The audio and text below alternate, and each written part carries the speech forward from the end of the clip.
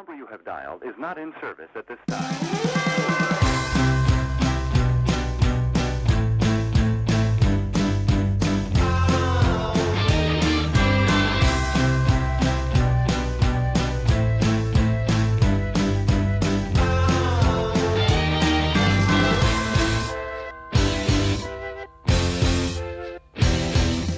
Welcome to Spotlight on the Arts. I'm Patrick Cristiano, your host, the publisher of TheaterLife.com, a website for theater buffs in New York City, and we cover Broadway and off-Broadway theater, as well as social events out in the Hamptons. And I'm coming to you from the LTV studio in Wainscott, and I have a very special guest today, Bonnie Lee Sanders. Oh, it's so nice to be with you, Patrick. Thank you so much for coming. You came all the way out from New York. It's really a pleasure to have you. Bonnie is a singer, an actress, a performer, a writer. She's written songs and even a play that you're working on. That that's what we really want to talk about is your play. I think Yeah, me a little too. bit about Come Up and See Me. Yes, about the Mae West. She's an icon. Your And, indomitable spirit, Mae West, no exactly. less. Exactly. So, what I find really interesting about this, Bonnie, is that you've been working on this for a long time, Right. and it keeps morphing into kind of different transitions of what it is. Exactly. She has been dominating my life for years now, for years. I mean, when my kids were growing up, I was cooking breakfast for them, and I would say to them, get it while it's hot, their food, all her innuendos, all her quotes I would be using on my family because it was my life. Have you always been a big fan of hers? Is that? Not until I was introduced to her by an actress, Jessica James. No, introduced to her, I mean, introduced to her persona, Yeah, that's what I thought you meant. I just clarified Right. it. I didn't meet her, although, when So I started. how old were you when you first were introduced to Mae West? I was in my early or middle adult, middle age, not middle age, earlier than that. Yeah. And did you gravitate to her instantly? I loved when I was introduced to her persona and I started to learn all about her and see her movies and all of that. I was fascinated by her.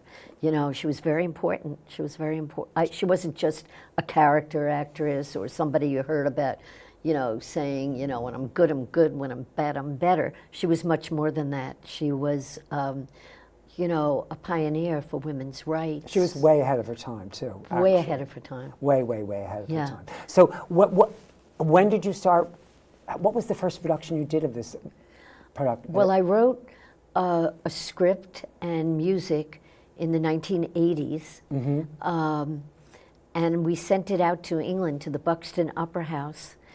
Somehow they were looking for new musicals, and I hadn't heard from them, and one day I called in England, and they said, "You won." Can you believe this? You hadn't heard from them? And No, you I had, but I didn't. Something got mixed up, and I never saw that I won. Out of 452 musicals, we lovely. won, and it was under a workshop of Andrew Lloyd Webber and Richard Stilgoe. So we could have gone out there to workshop this musical that we wrote, just Ellen Schwartz and myself, the two of us. You did go or you didn't go? We didn't go. You didn't go because you didn't find out in We time? didn't find out, and then when we found out, there was conflicts because we were having a production of it at the Penguin Repertory Theater up in Nyack, New York, directed by Joe Brancato. And so they came to New York, some of the officials from that contest, and while we were at the Penguin Rep, they came and presented Ellen and I with a plaque, with the award. We fought over, there was only one. We had to get it copied. That's cute. Yeah, so it was quite exciting, but we remained in New York with it. But that performance in Nyack, that was like your first performance ever of the first version of Yes. the evolving Right. Come Up and See Me. Yeah, but it was called Way Out West. We had changed the name. And Jim Bailey, do you know who Jim Bailey was? A phenomenal impersonator in Hollywood. Yes, he was yes. very well known. He did it at the Penguin Rep. Oh, how cool. So it showed us a whole other side of how the show could be presented with him, you know, Wow. playing the role, very campy, and Terry Waldo, a Marissa took it ragtime. to a really high camp level, right? Oh, yeah. Oh, my gosh. And we met him, and we had the best time with him. He was a real character. He passed away several years ago, not too long ago. So now that was like 1980, and was in the you 80s. won an award, and this was your first version Right. of the script. Yes. So how's it evolved since to get to where it is now? Well, You know what I want to do? Let's Yeah. because I want to make sure we get everything in. Sure. Can we show that first video before the pictures of Come Up and See Me? this is to where it evolved. This is where it's evolved, and this is with Haley Swindle, who is one of our Broadway singers, actresses. It's a really wonderful actress. So Fabulous. She's playing. Here we go.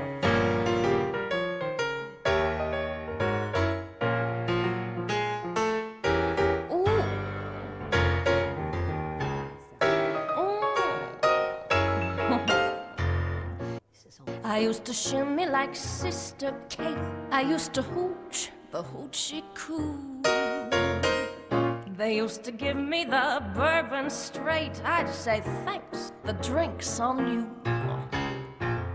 I played the speaks, the policeman balls. I even played the big house too. I played false sheiks and their Taj Mahals, but I saved the best for you. Light each stair, that's all I require. I don't scare me from getting higher. And if you care to make that climb, why don't you come up and see me sometime? Mama said, don't look back. How am I doing, fellas? Do you like the act? Measure for measure, the pleasure is mine. Why don't you? Come up and see me sometime. Oh, I'm a dame what takes her time. I look before I leap. I put the reason before the rhyme. That way the climb don't seem so steep. I always knew I could take this town, and now my time has come. No competition when May's around. Why, you can say that West has won. One by one, I took it as it came, boys. I ain't done looking at my name, boys. Living high, so sublime. Why don't you come up and see me sometime? Take a chance, shoot the moon. I'm in the mood for romance. I hope to see you soon. Come up and come up and see me. Why don't you come up and see me sometime?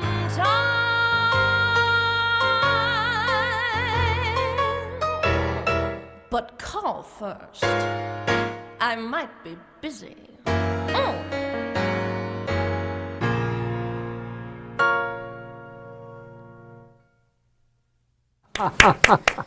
Very nice, Bonnie. Very, very nice. So you just did this at the Triad. Right. On 72nd Street in Manhattan. Yep. How long did it run for? It was just one performance there, a special performance. Haley was busy with all kinds of things. But and Haley's I going to be was- doing it now. She's committed to it?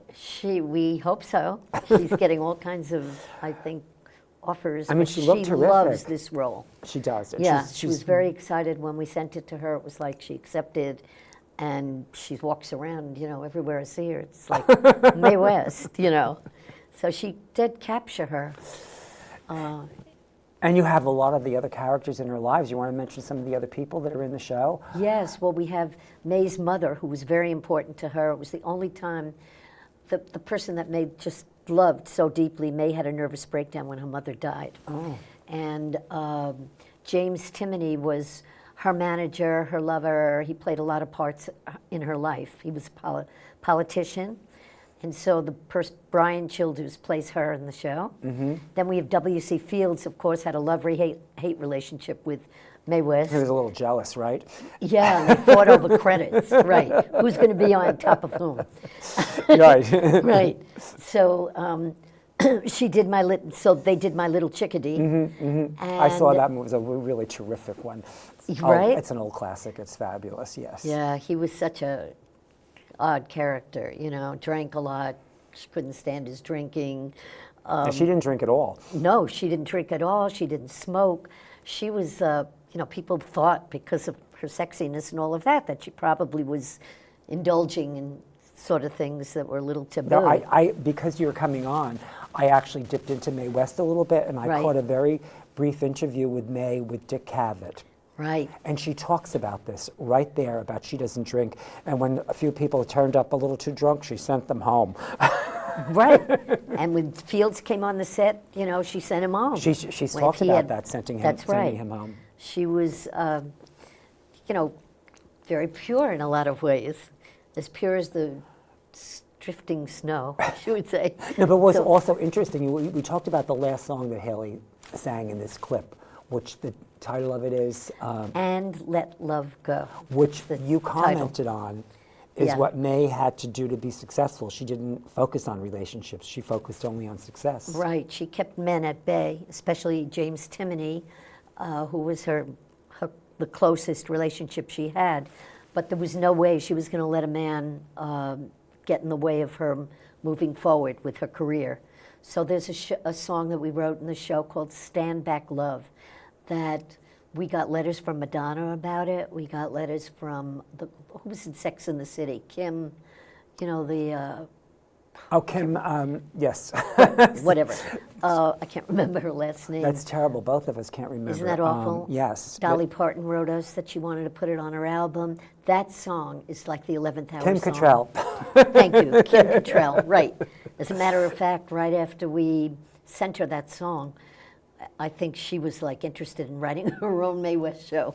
That's what happens in this business. Yes, Of I course, know. You can't give anything away to anybody because everyone wants to piggyback off of you or steal some of it. Exactly. It's a very tough business. Oh As my loving gosh, as the is it people ever. are, on one side is a tough side to it as well. That's you right. know. And now the latest that we're pitching, Lady Gaga with that song. I mean, she'd be a great Mae West too. But so we're pitching, you know, just the 11th hour song to other artists to cover. And but Haley, you know, she just captured the role. I mean, she really got all the innuendos, the movements down. She got them down. So, But you also have a brand new script. Who wrote this new script? so the new Because script your first script you wrote with a friend of yours, correct? Yes, my dearest best friend from high school. We met at our 20th high school reunion, and we decided to collaborate. She was writing for children at the time, and I was writing, you know, for major artists. I've always been writing. I had another show I was writing and all of that. What's your other show? The other show is Split Ends, and it stars Sidney Meyer, who's a big name in the cabaret world. And it's about 3 husbands who are murdered, and their wives all go to the same hair salon.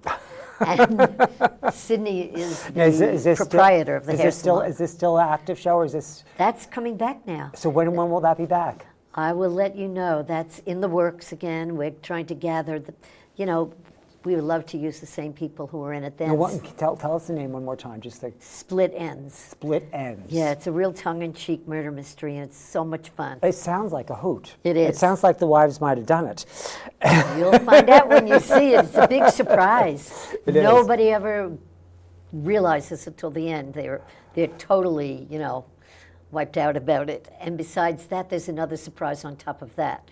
So it's full of twists, turns, surprises. And so that, you know, that's another big project of mine. But that had a life, a long run at the Triad, and So the various- Triad's one of your favorite places to work? Yeah, it's a great little theater. I know, yeah. A theater cabaret. So we'll see. So I'm concentrating on that, and I'm always writing new things. Well, you also, you know, you have some CDs and stuff that you've done because you're a bit of a comedian, and you used to live out here in Montauk. You sold your house in 2000, what was it, 2003 you said? 2002. 2002. Yeah. But when we spoke, you said Montauk is a place you love so much, and you have a, can we play that second CD of her song, Old, is it called Old Montauk? Yeah. It's called Old Well, I Montauk. think the one you have here is the latest song I wrote about Montauk called Moon Over Montauk. Oh, this is Moon Over Montauk. Yeah. So could we play that, Bonnie's Moon Over Montauk?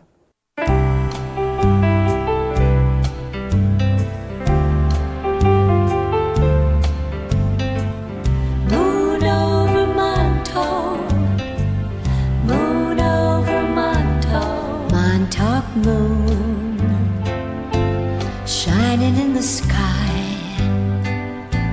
Montauk moon, you're the reason why I'd like to fly to Mars and visit stars and buy a dream or two and sip the vintage wine of old moonshine and sail away with you.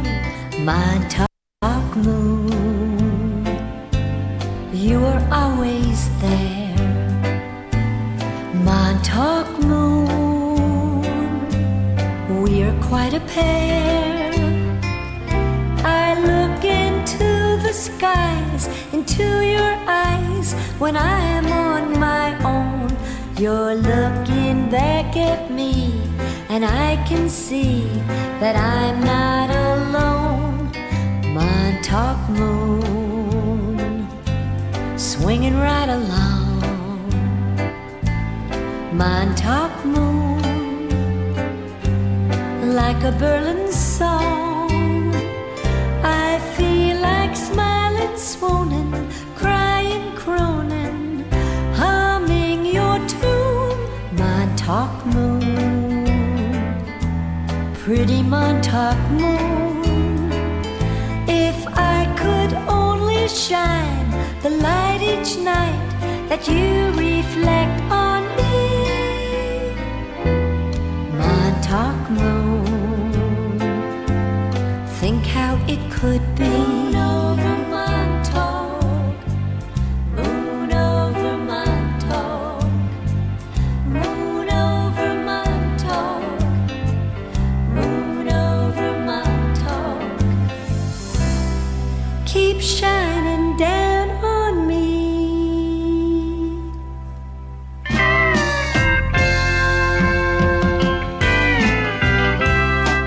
Coming home from work at night, feeling tired and uptight, 'cause the city pace just knocks me off my feet. And the sky is out of sight, can't tell if it's day or night, all hemmed in by towers of steel and cold concrete.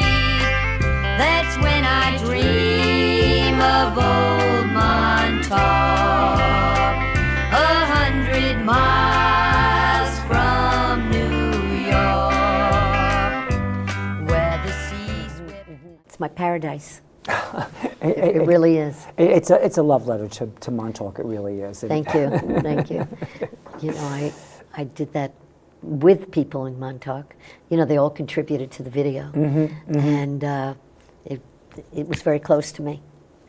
I would love to be living out here again someday. Well, you probably will. I hope so. I think that'll probably go full circle and you'll get back out here. Now, you know, the other thing we have some pictures of the people that you work with in the background. Let's bring up. Can we bring up her pictures and talk about? Here they are. Who are these people? There's you in there with. Okay, that's Melissa Marlin, who's an actress, and Paula Newman. They were all in my shows in New York, my cabaret shows. Oh, okay. So these are cabaret performers that have worked with you. And they were in Bonnie's Broadway Moon Song Shop. Okay. So yes, and we're very close. What else do we have? And that is Haley from Mae West. That was at the Friars Club, and you know where we did that to show potential producers. Right. We're always looking for one. Okay. And that's Split Ends. That's my crew at the Triad, doing this murder mystery thriller, musical thriller. Right, that's coming back. Yes, yes. And here's you performing. And yeah, there's me in one of the cabarets in New York City. I think that was at Pescatori, where I performed New Year's Eve and so forth. and all my own songs, original music. And here, is this a Mae West poster? Does that come up and see? That's the poster at the Friars Club. Okay. Yeah, we're presenting it to the people out there. And This is you working. that's me writing, making revisions again in the script for Mae West. It was constant. But now, thank you so much. It's great, terrific. But now you have a script that you're pleased with, correct? Yeah, the script by Bianca Lee. What's her name again? Her name is Bianca Lee. I was at Lips one night in New York, which you might know, and she overheard me talking about Mae West, and she said, "Oh boy, I can sing that with no problem." And so she was the understudy for us, and then she rewrote the script. We call it the boutique script. So it's the latest script since in the 1980s. This is brand new version, and it's it's completely hip and today, but in that era. So when you did this recent performance at the Triad, it was a complete show. Yeah, it was right? a complete show. No, It was Bianca's. Will you do more of those? It was more. It was more of the music from it. We featured the music. So you didn't do the whole show. We didn't do the whole dialogue for everything. That's what I'm curious right. about. Yes. So you just featured the songs with snippets of the dialogue. Exactly. Will you do that? Because I know you're looking for a big-time producer. I am. And you've kind of put the word out there. Will you do more performances like that to possibly attract people? Yeah, I think maybe we'll have another few performances at the Triad. There's so many. I'm on top of this 24 hours a day. Getting out packages of CD with the music, the script, a promo tape, the sizzle reel. It takes all of that. You've got to make a package of everything. The sizzle reel, I had the show was presented by Sarah Johnson at the Triad, and so I had to take a 60-minute reel and get 3 minutes out of it. So that was agonizing to do. I know, that's really tricky Yeah, and to that's do. what you showed in the beginning of the show. I thought you did a terrific job. Thank you. I thought it was really lovely. Haley's wonderful. We love Haley. Yeah, and that she gravitates to the piece. Oh, she really does. Haley is presently in Chicago right now on Broadway, temporarily till playing Mama Morton until the end of March. And which is great too, because more and more people are becoming aware of her. But Mae West is a lead role for her. I mean, that is the role, I think, for Haley. So, I hope that she'll concentrate on that after Chicago. Well, I wish you all the best of luck with it. I hope you can Thank you.